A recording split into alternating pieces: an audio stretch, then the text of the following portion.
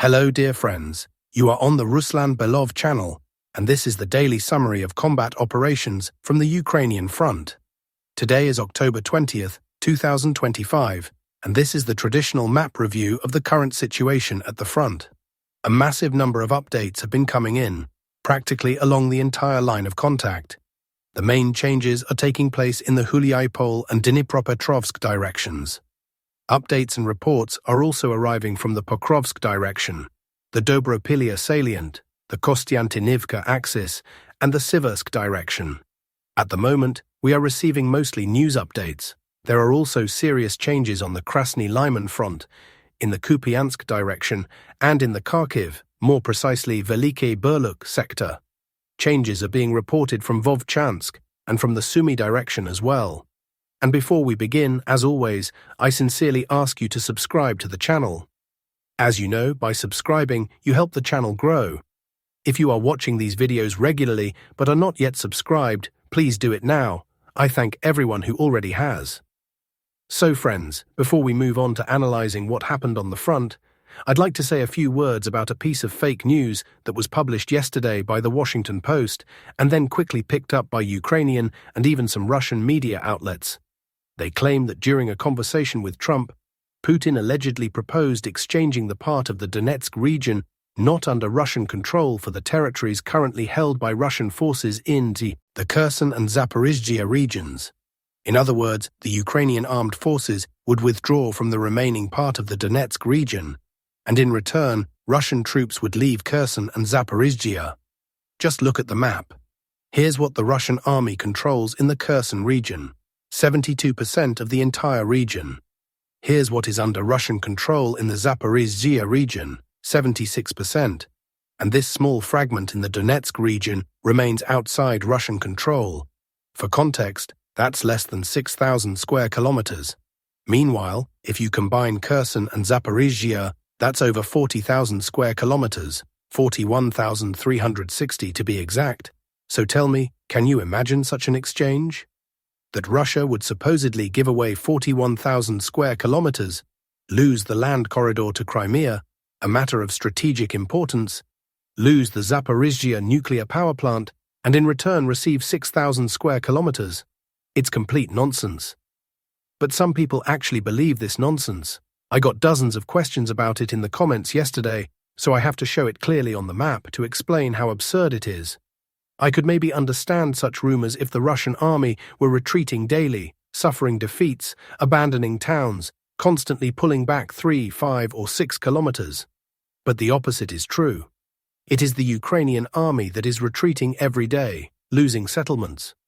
Over the past 24 hours in the Zaporizhzhia region, the Ukrainian forces lost 2 settlements.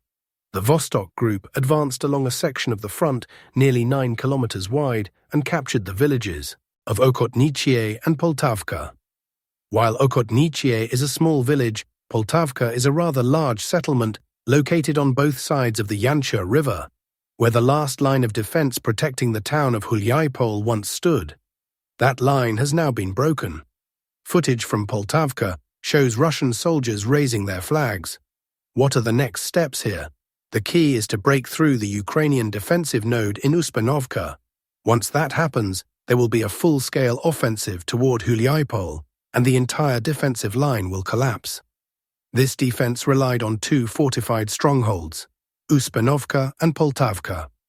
Poltavka is now under Russian control, only Uspianovka remains. For now, the likely goal is to advance toward Novuspianovka to straighten the front line with Russian positions near Malinivka. From Malinivka itself, the offensive will probably continue toward Zelensky High to increase pressure on Huliaipol. Altogether, on this section of the front, Russian forces have taken just over 11 square kilometers and 2 settlements, meaning that Ukraine has lost 2 villages and 11 square kilometers in the Zaporizhzhia region alone. And yet we're told that Putin is supposedly offering to give up 40,000 square kilometers in exchange for 6,000. Do you believe that? Moving on, things are also going very badly for the Ukrainian forces in Pokrovsk and Myrnohrad. Russian troops have managed to capture the main railway station in the city center. So turning to Pokrovsk, without exaggeration, the Ukrainian front here is in complete collapse. What changes occurred in the past day? First of all, the western flank continues to make progress. For many months, the Ukrainian army had held the Russians here, preventing any major movement inside the city, but now everything is falling apart. Russian forces advanced 1 kilometer and 200 meters. All main roads leading into Pokrovsk have been physically cut off, and I emphasize physically, not just under drone surveillance. This includes the M30 highway, which long served as the main supply artery for the entire Pokrovsk agglomeration, as well as the Hryshyn-Pokrovsk road used by Ukrainian troops in recent months. Both are now blocked. Over the past day, Russian units severed this route and reached the northern outskirts of Pokrovsk, entering Nevskogo, Svobody, and Zaporizhzhia streets, reaching the Hryshenko River. From these positions, less than 1 kilometer remains to the village of Hryshin, so battles there are expected soon. Even more critical, with this advance, the escape corridor from Pokrovsk and Myrnohrad has narrowed even further. A week ago, it was 8 kilometers wide, already very little. If the Ukrainian command had acted wisely to preserve manpower, they would have evacuated those cities long ago. Now, that corridor has shrunk to just 5.5 kilometers. Effectively nothing, since the area is under fire from both sides.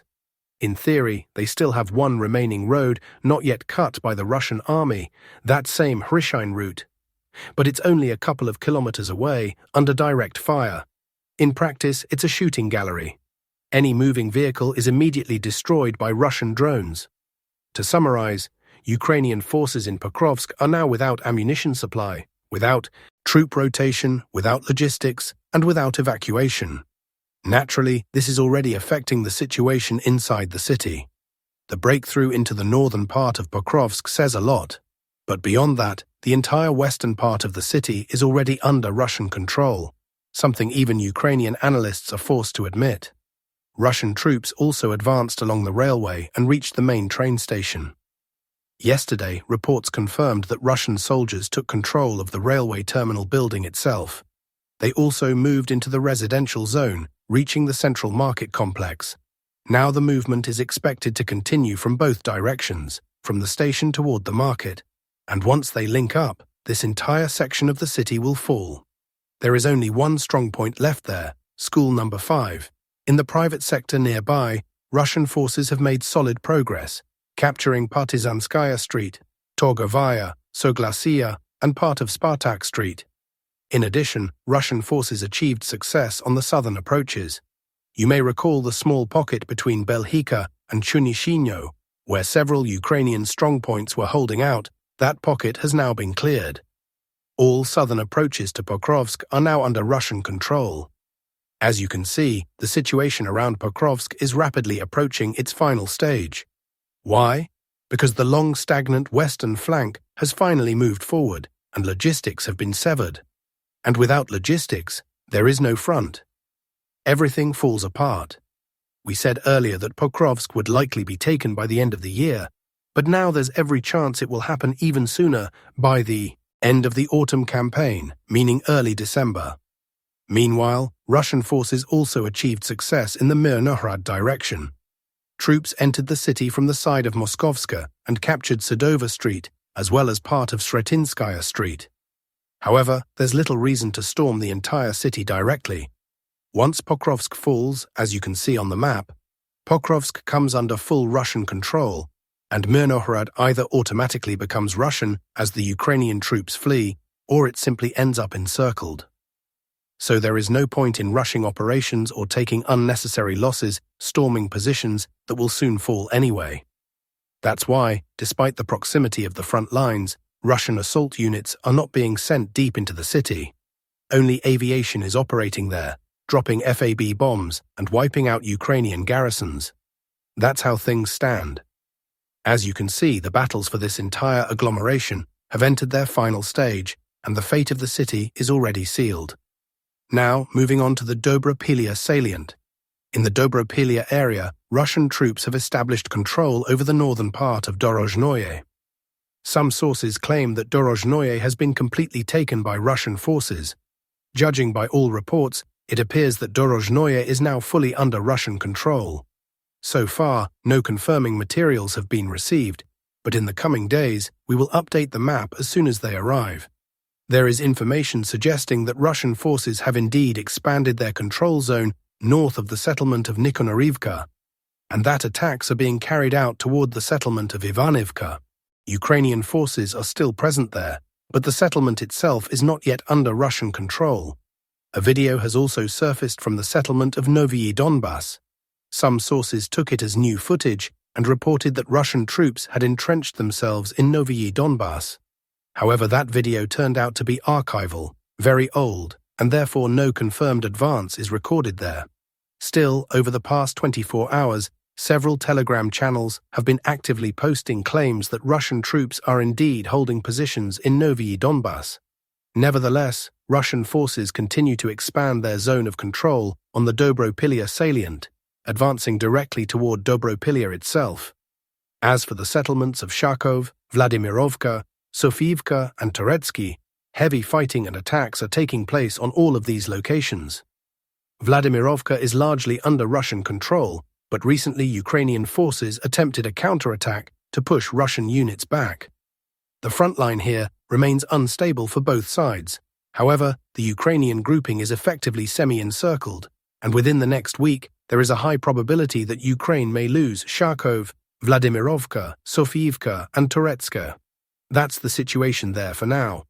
Moving further along the map, in the Costantinovka area, there have been no major updates reported today. For reference, the areas marked in red represent changes from the last 2 days. News has arrived that the village of Pleshchevka has come under full control of the Russian armed forces. This information was officially announced by the Ministry of Defense of the Russian Federation. Pleshchevka is now fully under Russian control. Once video confirmations of the expanded zone arrive, we will update the map accordingly. It's worth noting that the Ministry of Defense had previously reported that several settlements in this direction, specifically Novomarkovo, Markovo, and Maiskaya, were under Russian control, but those claims were later found to be inaccurate. Currently, reports indicate that Russian troops are actively trying to establish positions on the eastern outskirts of Costantinovka. However, as we can see, there is a dense network of Ukrainian fortifications in this area, marked in yellow on the map, and it will be very difficult for Russian forces to secure a stable foothold there. A video has been received from this area, but whether the Russian troops have managed to improve their positions is not yet known. That's the situation for today in this sector. Now let's move on to the Siversk direction. Today there are no major changes. Reports indicate that Russian aviation carried out strikes on temporary deployment points of Ukrainian troops near the settlement of Pokrovsk. Here is where one of the airstrikes took place. It is also reported that attacks are underway near the settlement of Zvanivka, and Ukrainian positions inside Siversk itself are being targeted. In response, Ukrainian forces are striking Russian positions with FPV drones in the areas of Pereizhna, Vyimka, and Hrihorivka. Regarding Dronivka, reports have repeatedly stated that Russian forces are advancing toward the settlement from 2 directions, from the Serebryansky forest and from Serebryanka. However, so far, no confirmed progress has been recorded. Still, Russian troops continue to attack Ukrainian positions in this sector. That's the situation here for now. Now we move to the Krasny Lyman direction. Reports from this sector suggest that Russian troops are expanding their control zone near the settlement of Yampol, though there is still no confirmation. Some sources claim that Russian troops managed to reach the outskirts of Lyman, but the assault group suffered losses. Their armored vehicles were destroyed. However, the storm troops dismounted and dispersed across the area. It remains unclear whether they have managed to gain a foothold on any edge of Lyman, but the assault has indeed taken place. Most likely, this was a reconnaissance in force operation. As for developments in this area, a video has emerged showing Russian positions coming under attack by Ukrainian forces near the settlement of Myrna. Russian troops have now reportedly expanded their control zone there. Earlier, the Ministry of Defense of the Russian Federation had claimed that Myrn was under Russian control, but at that time the information was inaccurate. Only now are we receiving actual video confirmations of territorial gains in this area. Regarding the nearby settlements of Novoselivka, Drobyshev, Serednya, and Korovyi Yar, Russian troops are attacking Ukrainian positions, though without significant territorial gains so far. Additionally, Russian aviation carried out an airstrike near the settlement of Yarova, targeting a Ukrainian temporary deployment point. That's the situation in this sector for today. Now let's move on to Kupiansk. In the Kupiansk direction, there have been major changes near the settlement of Peshana. Video footage from that location shows the Russian Federation flag being raised, confirming that Peshana is now completely under Russian control. At the same time, the settlement of Stipovaya Novoselka has also come under Russian control. This information has been officially confirmed, and the entire area has been cleared. All the territory marked in red is now fully controlled by the Russian armed forces. Currently, attacks are underway toward the settlement of Kurilovka, and Ukrainian positions near Petropavlivka are also being struck. Reports suggest that Russian troops have effectively taken control of Kupiansk, including supply routes and the entire northern part of the city. This entire area is now under the control of the Russian armed forces. The red-marked territory came under their control 2 days ago. As of today, no new footage has been received confirming further expansion, but in the coming days, once it arrives, we will update the map accordingly. Everything indicates that the supply route is now under full physical control, and the Ukrainian forces are facing a critical situation across this entire area. Their logistics have been effectively severed, forcing them to retreat beyond the Oskol River, which flows through this region. In fact, the main supply route passed directly through Kupiansk. We continue to monitor developments on this sector of the front. Thank you for watching, my friends. Stay tuned, subscribe if you haven't yet, and share your thoughts in the comments. Your support really helps the channel grow. Take care, and we'll see each other again tomorrow with a new Frontline update.